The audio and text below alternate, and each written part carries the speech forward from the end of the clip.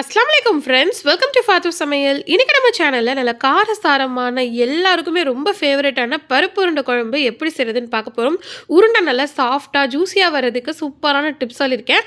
மறக்காமல் video skip பண்ணாமல் பாருங்கள். வாங்க இப்போ வீடியோக்குள்ளே போகலாம். அதுக்கு முன்னாடி நம்ம சேனலை சப்ஸ்கிரைப் பண்ணாதவங்க சப்ஸ்கிரைப் பண்ணிக்கோங்க. ஃபஸ்ட்டு அடுப்பில் கடாய் வச்சுக்கோங்க. கடாய் நல்லா காஞ்சதும் இதில் எண்ணெய் சேர்த்துக்கோங்க. 3 ஸ்பூன் எண்ணெய் கரெக்டாக இருக்கும். இதில் ஒரு அரை ஸ்பூன் அளவுக்கு சீரகம், 1/4 ஸ்பூன் அளவுக்கு வெந்தயம் சேர்த்து நல்லா பொரிய விட்டுருங்க. இது நல்லா பொரிஞ்சு வந்ததும் பொடியாக கட் பண்ண பெரிய வெங்காயம் 1 சேர்த்து நல்லா வதக்கி விட்டுருங்க. வெங்காயம் கண்ணாடி போல் வதங்கினா போதும். இதில் சின்ன வெங்காயம் சேர்த்தா இன்னுமே ருசியாக இருக்கும். இப்போ இதில் ஒரு கொத்து கருவேப்பிலையும் சேர்த்து நல்லா வதக்கிக்கோங்க. வெங்காயம் நல்லா கண்ணாடி போல் வதங்கினதுக்கு அப்புறமேட்டு இதில் பூண்டு சேர்த்துக்கலாம். பூண்டு ஒரு 7-8 பல்ல அளவுக்கு முழுசாக சேர்த்துக்கோங்க. சேர்த்து அதையும் லைட்டாக எண்ணெயிலே வதக்கி விட்டுருங்க. இப்போ நல்லா வதங்கினதுக்கு அப்புறமேட்டு இதில் நம்ம தக்காளி சேர்த்துக்கலாம். 2 பழுத்த தக்காளி பழங்களை கட் பண்ணி சேர்த்துருக்கேன். அதையும் சேர்த்து நல்லா வதக்கி விட்டுருங்க. இப்போ நல்லா வதங்கினதுக்கு அப்புறமேட்டு ஒரு 2.5 ஸ்பூன் அளவுக்கு குழம்பு மிளகாய் தூள், நான் போடும் போது வீடியோ ஷூட் பண்ண மறந்துட்டேன். 2.5 ஸ்பூன் அளவுக்கு குழம்பு மிளகாய் தூள் எடுத்துக்கோங்க. அடுத்து அதோட 1 ஸ்பூன் அளவுக்கு தனி மிளகாய் தூள், 1/4 ஸ்பூன் அளவுக்கு மஞ்சள் தூள் சேர்த்துட்டு அந்த மசாலா பொருட்கள் எல்லாமே இந்த எண்ணெயிலே நல்லா வதங்கி வரணும். மசாலா சேர்த்தோன்னே அடுப்பை நல்லா லோ ஃப்ளேமில் வச்சுருங்க.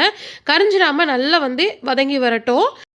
இப்போ நெக்ஸ்ட்டு ஒரு 3 பத்த அளவுக்கு தேங்காய் இந்த மாதிரி கட் பண்ணி வச்சுக்கோங்க. இதோட 1 ஸ்பூன் அளவுக்கு சோம்பு சேர்த்துட்டு தனியாக அரைச்சி வச்சுக்கலாம். இப்போ நல்லா இந்த மசாலாலாம் எண்ணெயில் வதங்கினதுக்கு அப்புறமேட்டு புளி நல்லா ஒரு சின்ன நெல்லிக்காய் சைஸ் அளவுக்கு கரைச்சி அதையும் இதில் சேர்த்துக்கிறேன். சேர்த்துட்டு இதுக்கு தேவையான அளவு உப்பு சேர்த்துட்டு நல்லா இது கொதிச்சு வரட்டும். இந்த பக்கத்து கொதிக்கிறதுக்குள்ளே அங்கே தேங்காவை நம்ம அரைச்சி எடுத்துகிட்டு வந்துடலாம். இப்போ நல்லாவே புளி சேர்த்து கொதி வந்துருச்சு. இப்போ நம்ம கெட்டியாக அரைச்ச தேங்காய் பேஸ்ட்டை இதோட சேர்த்துக்கலாம்.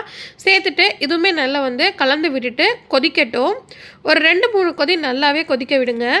ஒரு கொதி வந்ததும் தேங்காய் அரைச்ச ஜாரு, அப்புறம் எக்ஸ்ட்ராவாக உங்களுக்கு தண்ணி தேவைப்படுற அளவுக்குலாம் நம்ம இங்கே தண்ணி ஊற்றிக்கலாம். தண்ணி கொஞ்சம் எக்ஸ்ட்ரா ஊற்றினா தான் உருண்டை போடும் போது நமக்கு அது உறிஞ்சினா கூட தண்ணி கரெக்டான பக்குவத்தில் இருக்கும். இப்போ மூடி போட்டு இது கொதிச்சிட்ருக்கட்டும். உருண்டை ரெடி பண்ணிட்டு வந்துடலாம். நான் இன்றைக்கி உருண்டை செய்கிறதுக்கு 1 டம்ளர் அளவுக்கு துவரம்பருப்பு, 1 டம்ளர் அளவுக்கு கடலைப்பருப்பு இந்த டம்ளரில் எடுத்து நல்லா அலசி ஊற வச்சுருந்தேன் 2 மணி நேரத்துக்கு. இப்போ நல்லா வடிச்சிட்டு தண்ணியே இருக்கக்கூடாது, அந்தளவுக்கு நல்லா வடிச்சிட்டு சேர்த்துக்கலாம். நான் நிறைய பருப்பு போட்டிருந்தேன், ஈவினிங் வடை போட்டுக்கலாம் அப்படின்ட்டு. ஸோ அதனால் பாதி அளவு தான் நான் இதில் சேர்த்துருக்கேன்.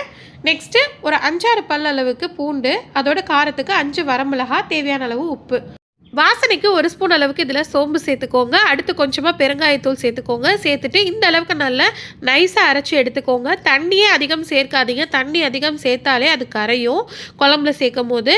இப்போ ஒரு கைப்பிடி அளவுக்கு நறுக்கின வெங்காயம் சேர்த்துட்டு இது எல்லாத்தையும் நல்லா கலந்து விட்டுக்கலாம். கலந்துட்டு உங்களுக்கு எந்த அளவுக்கு சைஸ் உருண்டை தேவையோ அதுக்கு ஒரு சைஸ் சின்னதாக உருட்டி எடுத்துக்கோங்க.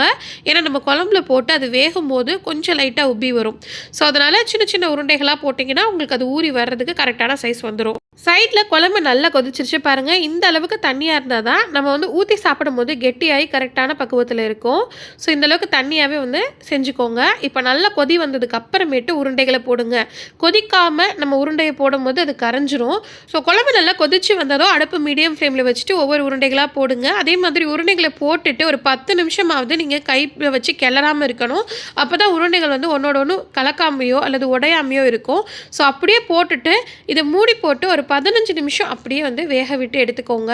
நல்லாவே வெந்துடும் மீடியம் ஃப்ளேமில்.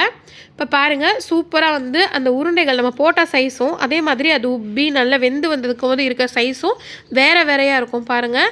இப்போயே பார்த்தீங்கன்னா குழம்போட திக்னஸ் கொஞ்சம் திக்காக மாறிடும். இன்னுமே நீங்கள் சர்வ் பண்ணும்போது இன்னுமே ரொம்ப ரொம்ப கெட்டியமாக மாறும்.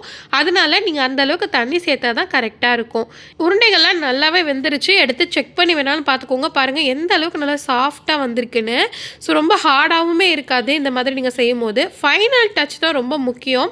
இது உங்களுக்கு பிடிச்சா நீங்கள் சேர்த்துக்கலாம். ஒரு 2 ஸ்பூன் எண்ணெயை நல்லா காய வச்சு 1 ஸ்பூன் தனி மிளகாய் தூள் சேர்த்து நல்லா பொரிய விட்டு அடுப்பு ஆஃப் பண்ணிட்டு உடனே சேர்த்துருங்க. ஸோ இது செம்ம ஃப்ளேவராகவும் இருக்கும், நல்ல கலராகவும் இருக்கும், அதே நேரத்தில் நல்லா காரசாரமாக டேஸ்ட்டாகவும் இருக்கும். உங்களுக்கு காரம் ரொம்ப பிடிக்கும்னா இதை ஸ்கிப் பண்ணாமல் சேர்த்துக்கோங்க. அவ்வளோதான் ஃப்ரெண்ட்ஸ், நமக்கு சூப்பரான சுவையான பருப்புருண்டை குழம்பு ரெடி ஆகிடுச்சு. கட்டாயம் ட்ரை பண்ணி பாருங்கள். வீட்டில் இருக்கவங்களுக்குலாம் ரொம்பவே பிடிக்கும். இந்த வீடியோ உங்களுக்கு பிடிச்சிருந்தா மறக்காம லைக் பண்ணுங்கள், ஷேர் பண்ணுங்கள். நம்ம சேனலை இதான் ஃபஸ்ட் டைம் பார்க்குறீங்கன்னா சப்ஸ்கிரைப் பண்ணிக்கோங்க. தேங்க்ஸ் ஃபார் வாட்சிங்.